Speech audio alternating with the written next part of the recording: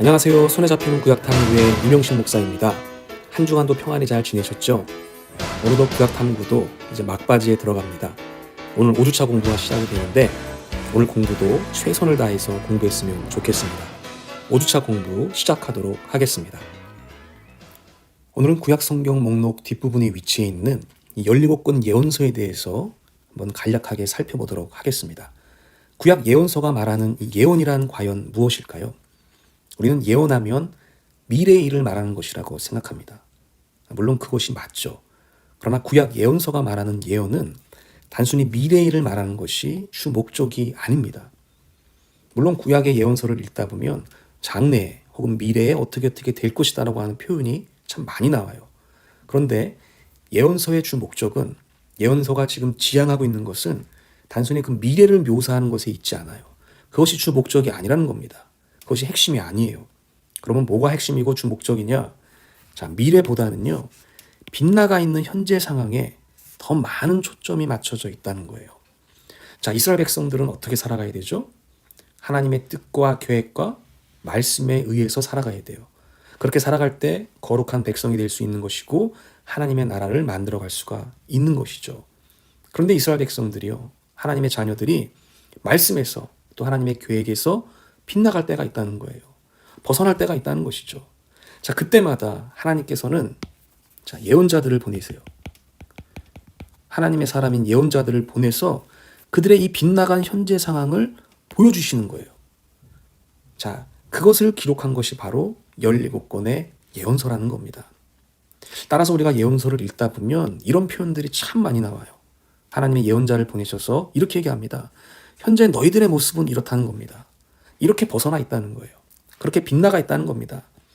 자, 그런데 그 모습을, 그 잘못된 모습을, 그 죄악된 모습을 계속해서 유지하고 있으면 미래에 이렇게 될 것이다 라고 얘기한다는 것이죠. 그래서 이 예언자들은요, 하나님의 말씀에 근거해서, 하나님의 그 율법에 근거해서 강력한 현실 비판을 하는 사람들입니다. 그래서 주로 어떤 것을 비판했냐면 하나님의 백성들의 이 세속화와 우상 숭배를 이제 비판을 하게 됩니다. 얼른 돌아오라는 거죠. 하나님의 품으로 돌아오라는 겁니다. 말씀으로 돌아오라는 겁니다. 따라서 이 예언자들의 이 말들을 보게 되면요, 두 가지 선택을 촉구하는 모습을 볼 수 있어요. 자, 이스라엘 백성들, 하나님의 백성들, 당신들은 이 현실을 유지할 것입니까? 그 죄악된 그 모습을 여전히 유지할 것입니까? 아니면 하나님의 말씀을 회복할 것입니까? 이렇게 두 가지 선택을 촉구한다는 겁니다. 그리고 그 선택에 따른 결과도 두 가지입니다. 자, 현실을 유지했을 때는 어떻게 돼요? 심판과 저주가 임하게 되고요. 말씀을 회복했을 경우에 어떻게 되죠? 하나님의 회복과 축복이 임하게 되는 것이죠. 자, 이러한 내용을 다루고 있는 것이 바로 구약의 예언서입니다. 이제 예언서 17권을 한번 분류해 보도록 하겠습니다. 자, 예언서는 이사야부터 시작해서 말라기까지 갑니다. 이 17권의 이름은요, 모두 하나님께서 보내신 이 선지자, 예언자들의 이름입니다. 자, 예언서를 첫 번째로 어떻게 분류할 수 있냐면 분량에 따라 구분할 수가 있습니다. 그래서 대예언서라고 해서 5권이 있는데요. 이사야, 예레미야, 예레미야애가, 에스겔, 다니엘입니다. 이 5권을 대예언서라고 부릅니다. 반면에 이제 소예언서가 있죠. 그 뒤에 나오는 12권의 예언서입니다. 호세아, 요엘, 아모스, 오바댜, 요나, 미가, 나훔, 하박국, 스바냐, 학개, 스가랴, 말라기, 이렇게 총 12권이 소예언서인 것이죠. 자, 여기서 말하는 이 대소는요, 자, 분량을 얘기하는 것입니다. 분량. 예언서의 분량을 얘기하는 것이지 이 예언자의 어떤 크고 작음을 얘기하는 것이 아니에요. 자, 호세아 선지자가, 여기 나오는 이 호세아 선지자가요, 이사야 선지자보다 더 작은 선지자이기 때문에 소예언서라고 부르는 것이 아니에요. 선지자들의 크고 작음이 아니라 무엇에 따른 것이다? 그 예언서의 분량에 따른 구분이라는 겁니다. 그래서 분량이 큰 것은 대예언서, 분량이 작은 것은 소예언서입니다. 자, 실제로요, 이 소예언서 12권이 12권을 다 합쳐도요, 이사야보다 많지가 않아요. 이사야가 훨씬 더 많습니다. 분량이. 그러니까 대예언서의 분량이 얼마나 많은지를 우리가 알게 되는 것입니다. 자, 우리가 예언서 17권은 분량에 따라서 대예언서와 소예언서로 분류할 수 있다는 것 알아보았습니다. 이제 예언서의 이 두 번째 분류 방식을 좀 살펴보도록 하겠습니다. 두 번째 방법은요, 시대에 따른 구분입니다. 우리가 좀 전에 살펴봤던 것은 분량에 따라서 예언서들을 구분했잖아요. 분량이 많은 것은 대예언서로, 분량이 적은 것은 소예언서로 나눠서 봤습니다. 그러다 보니까 연대가 막 섞여 있게 되고요. 전체적인 흐름을 감지하는데 좀 어려움이 있게 됩니다.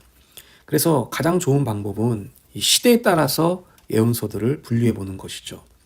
자, 두 가지 시대가 있는데요. 첫 번째는 이 왕정 시대입니다. 그리고 두 번째는 이 포로 시대예요. 자, 그런데 대부분 다 어디에 몰려 있냐면 이 왕정 시대에 몰려 있습니다. 이 말은 하나님께서 왕정 시대 때 더 많은 선지자, 대부분의 선지자들을 보냈다는 것을 얘기하는 것이죠. 자, 우리가 왕정 시대 하면 두 가지 시대가 있었죠. 어떤 겁니까? 자, 통일된 왕정 시대가 있었고요. 그리고 분열된 왕정 시대가 있었습니다. 어느 시대 때 더 많이 보냈을까요? 그렇죠. 분열된 왕정 시대 때 더 많이 보냈어요. 왜냐하면 이 통일된 왕정 시대는요, 이게 전성기였잖아요. 예, 평화를 누렸고 번영을 누렸던 시기예요. 잘 나갔던 시기입니다. 이스라엘 백성들이 잘 나갔다는 건 뭐예요? 하나님께 그만큼 순종했기 때문에 잘 나갔던 것이죠. 하나님의 말씀을 따라 살았기 때문에 하나님께서 축복해 주신 것이죠. 그러니까 선지자를 그렇게 많이 보낼 일이 없는 것이에요. 자, 분열된 시대는 시대상이 어때요? 혼돈의 시대거든요. 죄악의 시대고, 그러다 보니까 하나님께서 많은 선지자들을 이 분열 왕국 시대에 보내게 된 겁니다. 그래서 여기 분열된 왕정 시대부터 멸망할 때까지 예언한 것이 바로 이 왕정 시대에 속한 예언서입니다. 어떤 책이 있는지 한번 보겠습니다. 자, 이사야, 그 다음에 예레미야, 에가, 그 다음에 호세아, 요엘, 아모스, 오바댜, 그리고 요나, 미가, 나훔, 하박국, 스바냐가 있습니다. 이렇게 총 12권, 예언서가 17권인데 그 중에서 12권이 왕정 시대에 속해 있는 책이라는 겁니다. 자, 그럼 나머지 5권이 바로 포로 시대에 속해 있겠죠. 자, 이 포로 시대는요, 바벨론 포로로 끌려간 유다 백성들을 위한 예언인 것이죠. 따라서 에스겔이 있고요, 다니엘이 있고요, 학개, 스가랴, 말라기 이렇게 5권이 있습니다. 자, 우리가 또 여기서 유념해야 될 게 뭐냐면요. 자, 이 왕정 시대. 자, 이거 잠깐 지우고요. 네. 왕정 시대가 여기 지금 12권이 있잖아요. 자, 그런데 분열된 왕정 시대이기 때문에 분열된 왕정 시대는 어떻게 돼요? 북이스라엘이 있고 그 다음에 남유다가 있잖아요. 네, 이 12명의 선지자들이요, 북이스라엘과 남유다에 나눠져서 활동을 했다는 거예요. 그러면 어느 선지자가 북이스라엘이고 어느 선지자가 남유다에서 활동을 했을까요? 그것을 표를 통해서 한번 종합적으로 살펴보도록 하겠습니다. 표를 통해서 점검해 보면 훨씬 더 이해하기가 쉽습니다. 이것이 왕정시대 예언자들을 정리한 도표입니다. 이 도표를 보시면 조금 더 수월하게 이해할 수가 있을 겁니다. 여기 보시면 북이스라엘에서 활동했던 선지자 2명의 이름이 나옵니다. 누굽니까? 호세아와 아모스입니다. 그러니까 예언서 17권 중에서 이 북이스라엘에 해당하는 예언서는 딱 2권밖에 없다는 거예요. 호세아와 아모스예요. 2명. 그럼 이 2명이 이 북이스라엘에서 언제 활동했는지 이 도표를 통해서 확인해 보도록 하겠습니다. 자, 북이스라엘 왕국에 보니까요, 야, 재밌게도 딱 한 시기밖에 없어요. 그때가 언제죠? 바로 북이스라엘의 13대 왕이었던 이 여로보암 2세 때 호세아와 아모스가 활동했다는 것을 알게 돼요. 야, 이 북이스라엘 왕국은요, 2명밖에 없는데 또 그 2명도 똑같은 시대 때 활동했던 사람이에요. 그때가 언제죠? 여로보암 2세 때입니다. 자, 여로보암 2세 때는요, 북이스라엘 왕국 역사에서 어떤 시대냐면 이 솔로몬 왕국과 버금가는 전성기를 이루었던 그런 때입니다. 그러니까 최고의 전성기죠. 네, 최고의 전성기 때. 거의 솔로몬 시대와 버금갈 정도로 전성기를 이루게 돼요. 그래서 여로보암 2세가 이 제위 기간도 길죠. 41년이나 제위 기간. 북이스라엘 왕국에서 가장 긴 연수입니다. 그러니까 최고의 이 번영기를 구가했던 왕이었는데, 자, 그 시기 때 하나님께서 유일하게 선지자 호세아와 아모스를 보냈다는 것이죠. 참 의미가 있는 것 같아요. 겉으로는 많이 번영하고 잘 나갔지만 또 성공한 시대였지만 그만큼 어떻게 했다는 거예요. 하나님 말씀과는 멀어져 있었다는 것이죠. 겉으로는 풍성해지고 부유해졌는데 영적으로는 피폐해지고 황폐했던 시기였던 것이죠. 그래서 하나님께서 강력한 선지자 이 호세아와 아모스를 통해서 현실을 비판하고 말씀 회복을 꾀하게 됩니다. 그러나 깨닫지 못했죠. 자, 여기 옆에 보면 이제 요나가 나와 있습니다. 우리에게 아주 익숙하고 친숙한 이 요나가 나와 있는데요. 이 요나는 역시 북이스라엘 왕국 출신의 선지자예요. 그리고 역시 여로보암 2세 때 생존했습니다. 자, 그런데 이 요나는요, 우리가 잘 알고 있는 것처럼 어디에 가서 예언을 했죠? 이방 나라에 가서 예언을 했습니다. 여기 보면 이방 나라 어디입니까? 아수르에 가서, 이 아수르의 수도 니느웨에 가서 예언을 했죠. 처음에 말 안 들어서 물고기 뱃속에 갇히고 회개하고 이런 이야기들 우리가 잘 알고 있습니다.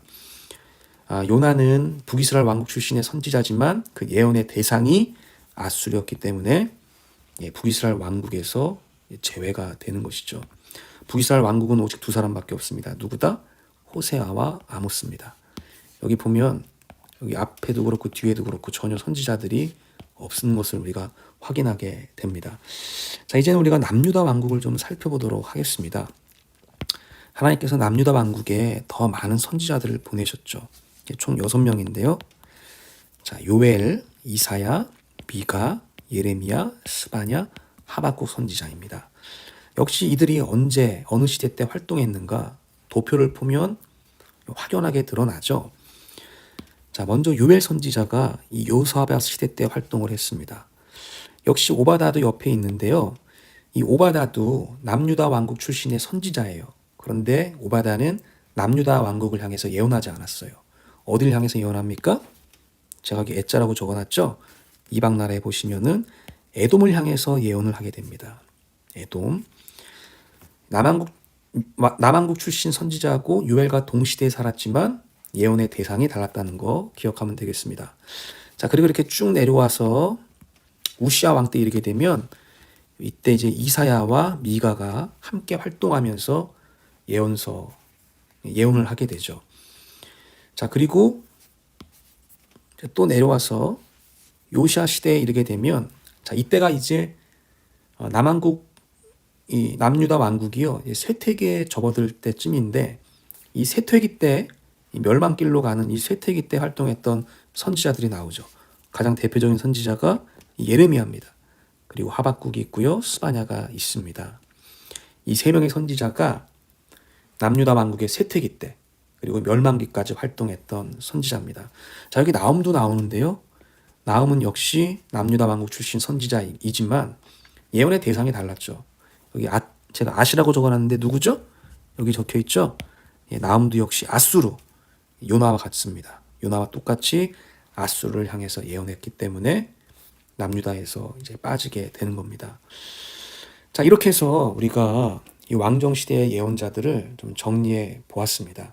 자, 그러면 이제 이 왕정 시대의 예언자들 또 포로 시대의 이 예언자들을요 우리가 구약 성경에 한번 재배열해 보도록 하겠습니다. 자, 이제 구약 성경 재배열표를 통해서 우리가 예언서를 한번 마지막으로 최종 정리해 보도록 하겠습니다. 자, 우리가 예언서를 이 연대 순으로 시대 순으로 구분해 봤을 때 자, 왕정 시대, 그다음에 포로 시대. 포로 시대는 물론 귀환 시대까지 포함입니다. 이렇게 구분할 수 있다고 했죠. 왕정 시대는 모두 몇 권이었습니까? 12권이고 포로 시대는 5권이었습니다. 자, 그런데 이 왕정 시대는요. 어떤 왕정 시대라고 했죠? 통일된 왕정 시대가 아니라 분열된 왕정 시대다. 이 분열된 왕정 시대에 12권이 다 들어간다는 것입니다. 그럼 그 12권이 뭐였습니까? 저기 이사야, 예레미야 애가, 호세아, 요엘, 아모스, 오바댜, 요나, 미가, 나훔, 하박국, 스바냐 이 12권이요. 분열된 왕정 시대에 들어간다는 거예요. 자, 그럼 여기 보시면 분열된 왕정 시대가 여기 있잖아요. 자, 분열된 왕정 시대 대부분이 어디에 들어가 있죠? 열왕기하에 들어가 있습니다. 그렇기 때문에 이 왕정 시대 12권에 해당이 되는 예언서들은요. 모두 다 열왕기하에 속해 있다고 보시면 됩니다. 열왕기 하에 펼쳐지는 그 줄거리 안에서 이 12권의 예언서들이 다 쓰여지게 된 것이죠. 네. 자, 그리고 이 포로 시대 5권은요. 두 부분으로 나눌 수가 있습니다. 하나는 포로 시대 70년 포로 시대. 그리고 하나는 이 귀환 시대죠. 70년 포로 시대 때는 2권입니다. 귀환 시대가 3권이에요. 자, 포로 시대 때 2권이 뭐냐? 여기 있죠. 에스겔과 다니엘입니다. 네, 이거는 그 포로 시대 70년 그 시절에 쓰여진 책이에요. 자, 그러니까 여기 바벨론 포로 시대 여기에 속해 있는 책이다라는 것을 우리가 알게 돼요. 에스겔과 다니엘입니다. 나머지 3권, 귀환 시대죠. 귀환 시대 3권인데요. 이 3권도 이제 에스라 시대와 느헤미야 시대로 나눠져요. 자, 에스라 시대 때는 학개와 스가랴가 있고요. 그리고 느헤미야 시대 때는요, 이 말라기가 있습니다. 자, 그래서 이렇게 예언서 17권도요, 우리가 이렇게 역사서를 중심으로 한 구약 성경의 재배열표를 통해서 분류해 볼 수 있다라는 거 이렇게 마지막에 정리를 해봤습니다. 자, 그러면 우리가 한번 이것이 바로 이 역사서를 중심으로 한 구약 성경의 완성된 재배열표입니다. 그래서 이 재배열표를 잘 보시면 구약의 흐름과 맥락을 보실 수가 있습니다. 아, 구약 성경이 이렇게 시작해서 이렇게 끝나고 또 이렇게 구성되어 있구나 라는 것을 이제 한눈에 볼 수가 있는 것이에요. 지금까지 열심히 공부하신 분이라면 이 재배열표를 얼마든지 이해하실 수 있습니다. 자, 만약 잘 이해가 되시지 않으신다면 처음부터 다시 한번 반복적으로 들어보시기를 추천을 드리겠습니다. 오늘 5주차 강의 열심히 들어주셔서 감사를 드립니다. 이제 6주차 강의 하나 남았는데요. 다음 주 6주차는 이제 구약 시대를 넘어서 신약으로 이어지는 그 중간기에 대해서 살펴보는 시간을 갖도록 하겠습니다. 오늘 강의 열심히 들어주셔서 감사드립니다. 여러분 모두 축복합니다.